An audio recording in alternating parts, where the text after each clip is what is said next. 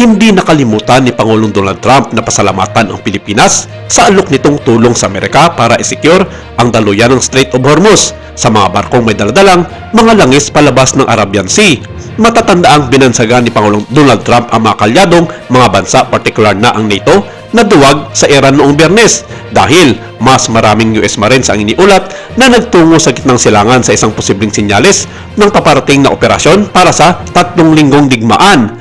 Ang isang posibleng target para sa mga tropa ay ang Kharg Island ng Iran, kung saan ang White House ay nagsasabi sa AFP na maaaring alisin ng Estados Unidos ang mahalagang oil hub anumang oras kung pipiliin ni Trump.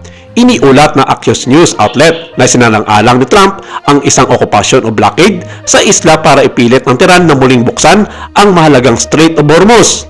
Dinoble ni Trump ang kanyang pagpuna sa alyansang militar ng NATO dahil sa hindi pagdinig sa kanyang kahilingan para sa tulong sa pag-secure sa makitid na daluyan ng tubig dahil sinisisi niya ang pagkakasakal ng Iran sa kipot para sa pagtaas ng presyo ng langis sa mundo. 6 na pangunahing mga makapangyarihang bansa, kabilang na ang Britain, France, Germany at Japan, na ang premier ay nakapagpulong kay Trump sa White House. Noong Webes, ang nagsasabang handa sila mag-ambag sa naangkop na mga pagsisikap, ngunit hindi gumawa ng anumang pangako.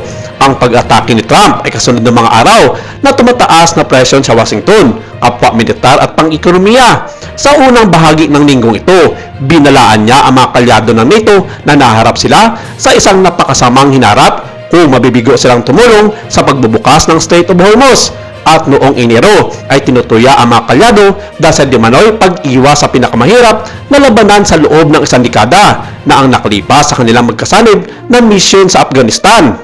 Mas mabuti pa nga raw ang mga maliliit na bansa dahil sila itong naunang nagpaabot ng kanilang tulong sa US. Sa kabila ng mga kanya-kanya din itong may mga kinakaharap na suliranin sa kanilang mga nasasakupan. Hindi man pinangalanan ni Pangulong Trump ang mga maliliit na bansa na kanyang pinuri at nagpayag ng kanilang intensyon na tulungan ang Amerika sa Strait of Hormuz.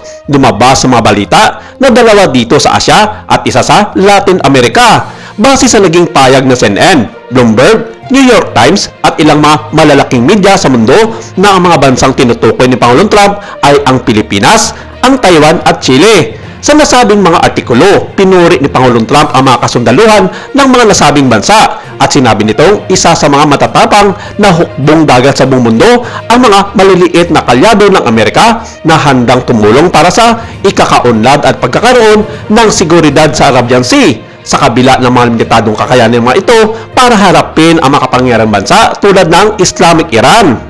Kinumpirma rin ni Secretary of Defense Gibo Teodoro na sa kasalukuyan wala pang kakayahan ang Pilipinas na magpadala ng mga barko sa Strait of Hormuz para magpakita ng suporta kay Pangulong Trump, at nagpapasalamat siya sa US dahil naiintindihan nito ang kasalukuyang estado ng sandatan lakas ng Pilipinas at nagpaabot na rin sila ng kanilang kahandaan sa anumang tulong na nais ng kalyadong bansa ng Amerika sa ibang pamamaraan.